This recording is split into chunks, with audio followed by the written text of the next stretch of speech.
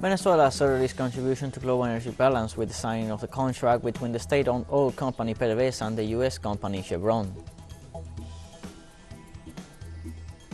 The G7 announced that it will impose a price cap on Russian oil as of December 5th. A joint committee of the Ethiopian government and Tigray forces agreed to outline disarmament plans as part of a peace agreement.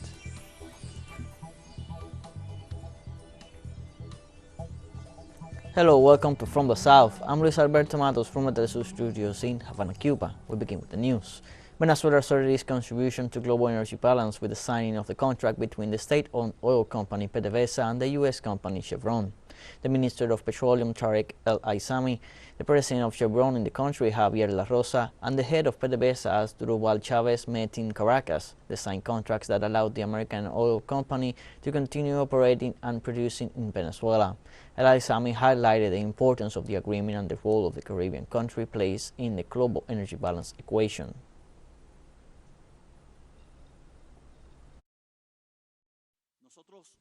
We have expressed that Venezuela has always been open to foreign investment, and the oil, chemical and gas sector are proof of this, and we are also part of an irreplaceable variable in what we could call an equation for the world energy balance.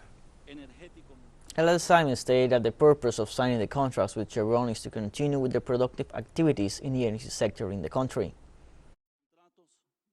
These contracts are aimed at continuing with the productive and development activities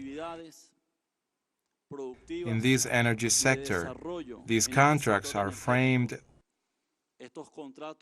within our constitution and the Venezuelan laws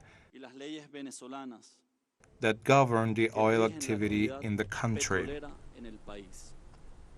The President of Venezuela, Nicolás Maduro, held a meeting with representatives of the so-called Democratic Alliance as part of the dialogues with the country's opposition. The meeting took place at the Miraflores Palace in the city of Caracas this Friday with several representatives of the opposition who are members of the current National Assembly. This meeting is framed in the context of the peace dialogue with the Venezuelan opposition sectors with the purpose of unifying criteria that contribute to the economic and social growth of the Caribbean nation.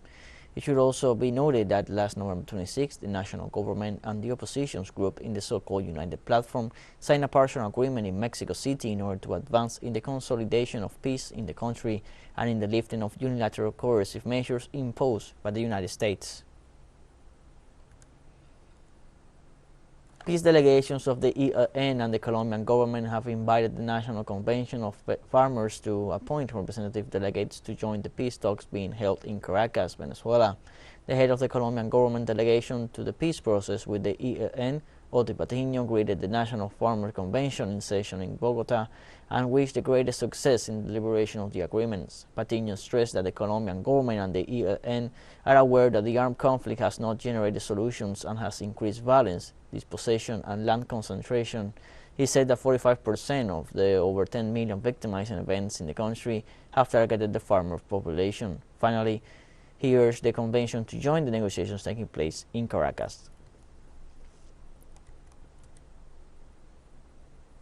The representative of the ELN delegation, Pablo Bertrand, urged the presidency to join the changes that the country needs. We want to invite delegates from this National Peasants Convention to attend when possible so that we may agree on these interviews at the negotiating table. In Colombia, the National Farmers Convention is held at Bogota's National University. It started December 1st and it will wrap up on December 4th. The event gathers more than 2,500 farmers from various regional organizations who are discussing the situation of the countryside, policies proposed by the current government, and neglected historical needs. The meeting has been organized by the People's Congress and the National Agrarian Coordinator.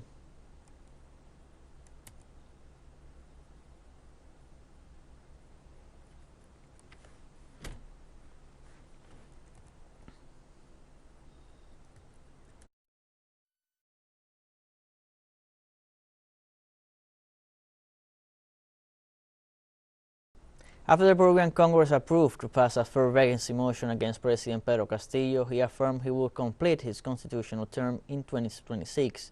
During an event in the city of Lima, the head of state rejected the actions of some political sectors to undermine his mandate. The president's announcement comes after the Congress voted in favor of accepting a request for impeachment against him on Tuesday. In view of this, President Castillo emphasized his confidence that the Congress as well as the social forces will be on the side of governance when it is time to vote.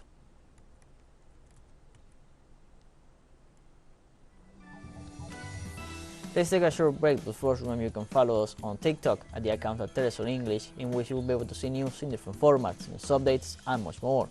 Other stories coming up. Stay with us.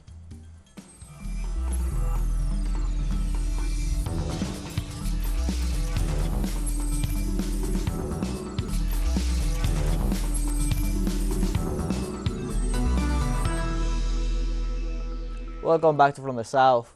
The G7 announced that it will impose limits on Russian oil prices on December 5th. Member countries agreed to limit the maximum price for a barrel of crude oil from Russia to $60. According to the G7, the measure is intended to encourage the flow of Russian oil at a discount to world markets. The price cap will take effect in all G7 jurisdictions, the European Union, and Australia, and the corresponding regulations will include a time-limited exemption for transactions involving oil shipped at ports before that date.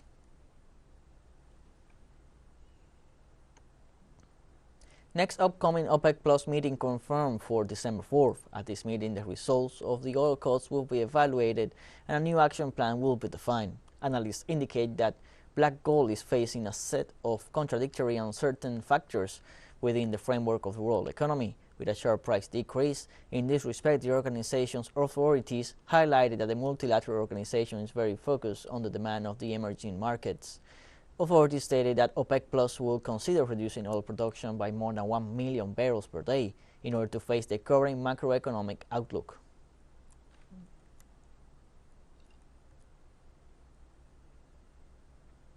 Despite Moscow's warnings, the European Union agreed on Friday to a maximum price of $60 for Russian oil. The measure establishes that the G7 countries will prohibit their insurance and transport companies from facilitating shipments of Russian crude oil to third countries if they are sold above the established price. Diplomats from the European bloc indicate that the cap will be reviewed every 2 months and that the aim is to set the rate at a level that is at least 5% below the market price. For their part, the Russian authorities have repeatedly reiterated the Western initiative as an anti-market measure that could considerably complicate the situation in world energy markets. Moreover, the Kremlin warned that it does not plan to supply oil to the countries and companies that join the oil price cap.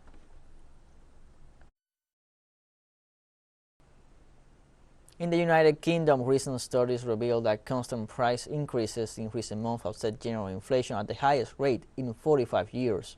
According to British media reports, based on data published by researchers from the Community Food Project in the town of Tunbridge, this is the highest figure since records began in 2005. The new census data suggests that 6 of the most deprived communities are in Wales, specifically in Cardiff, the capital, which despite being described as a prosperous area, has been hit by poverty to the extent that there are reports of families resorting to pets' food. The cost of food rose another 12% this past November when compared to the same month last year, leaving wages unable to cover the most basic necessities.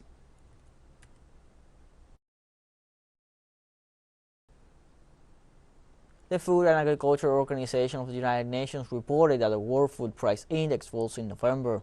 The FAO Cereal Price Index was down 1.3% from the previous month, but still up 6.3% from its year-ago value. World wheat and maize prices declined in November by 2.8% and 1.7% respectively, influenced in part by the extension of the Black Sea Grains Initiative. In contrast, international rice prices rose by 2.3%. FAO Vegetable Oil Price Index increased by 2.3% in November, ending the 7th consecutive month of decline. FAO's Dairy Price Index declined 1.2% from October, with world quotations for butter, skimmed milk, and whole milk powder falling amid lower import demand, while those for cheese increased, partly due to lower export availability from major Western European producing countries. As a result of the high prices, the global food import bill is projected to reach a record high level of $2 trillion. The increase in the cost of food imports is putting a lot of fiscal pressure on government budgets and causing balance of payment problems. And high food prices and the overall cost of living crisis have serious implications on food security and nutrition, particularly for the vulnerable countries and populations who spend a large share of their income on food.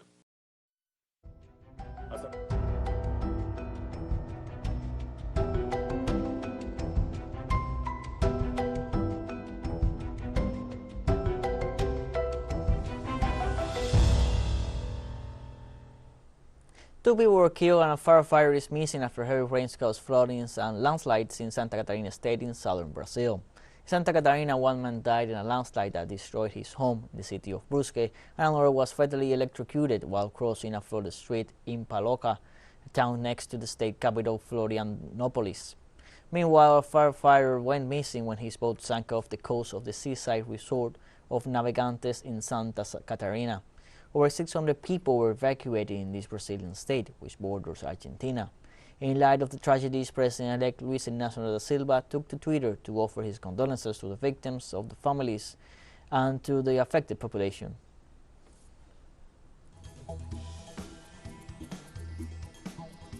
We have more news coming up after a final short break, so don't go away.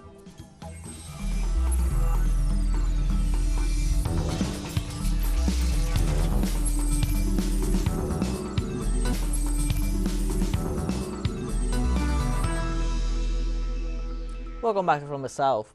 A joint committee of the Ethiopian government and Tigray forces agreed to outline disarmament plans as part of a peace agreement. According to the Ethiopian government's Twitter account, the committee started to work on Wednesday, November 30th. It is the first time both sides have officially held talks inside Ethiopia since the fight began.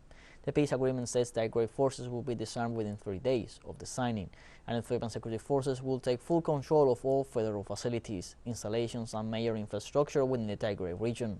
However, Tigray officials say disarmament cannot start until Ethiopia removes fighters who have come from Eritrea and the neighboring regions.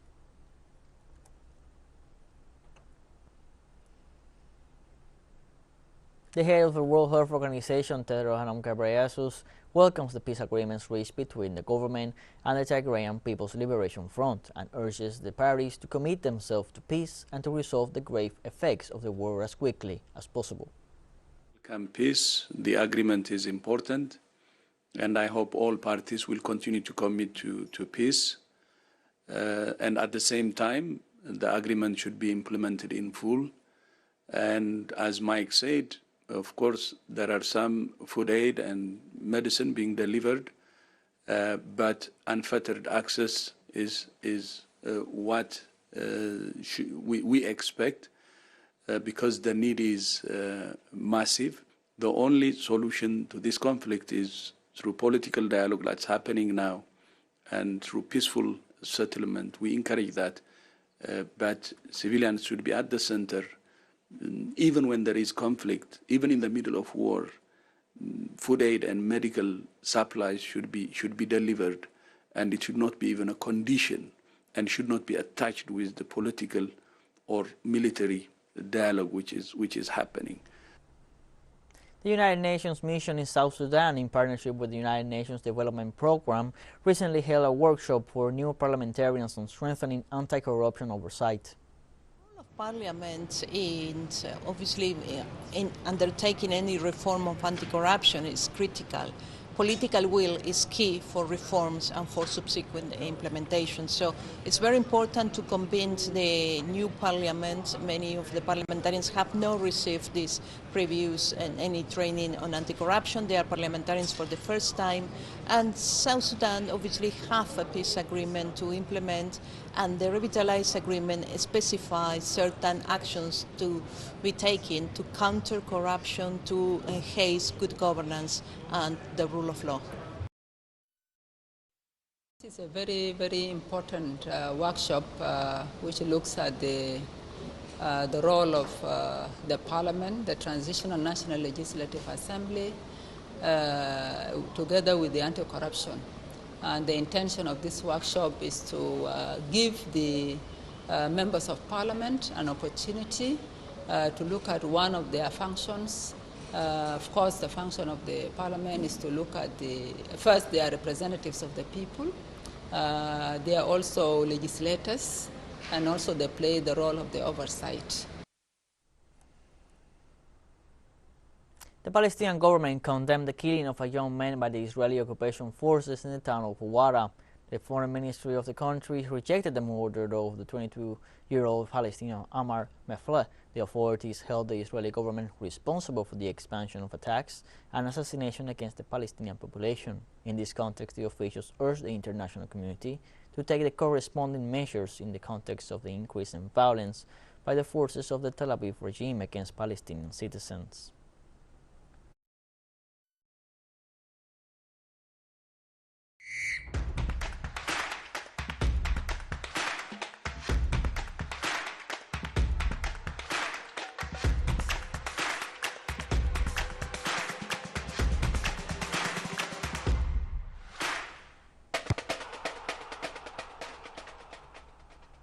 Fans left Lusail Stadium in Doha after Cameroon stunned Brazil but failed to qualify for the knockout stages of the World Cup. Switzerland's 3-2 win over Serbia at the same time means the Swiss advanced from Group G along with already qualified Brazil. Vincent Abu Bakar headed in the stoppage time winner and was then sent off as Cameroon claimed a memorable 1-0 victory over favorites Brazil at the World Cup on Friday, but still failed to go through to the last 16. Abu Bakar, who had come in to captain Rigobert Son's team, connected with a cross from substitute Jerome Nom Bekele to break the deadlock in the 92nd minute at Doha's Lusail Stadium.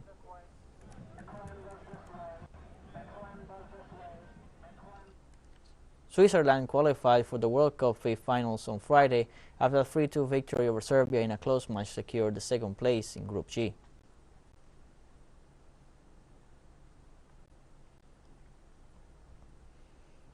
And as the hearts of millions of fans live the emotions of the Qatar 2022 World Cup, teleSUR joins this sporting event with From the Field, a show that brings news, analysis, reviews, and more to our audience. Don't miss it, our show airs at 1 p.m. local time in Caracas and 12 p.m. New York. Remember, From the Field, only on teleSUR. We have come to the end of this news brief. You can find these and many other stories on our website, telesurenglish.net. You can also join us on social media, Facebook, Twitter, Instagram, Telegram, and TikTok. For teleSUR English, I'm Luis Alberto Matos. Thank you for watching.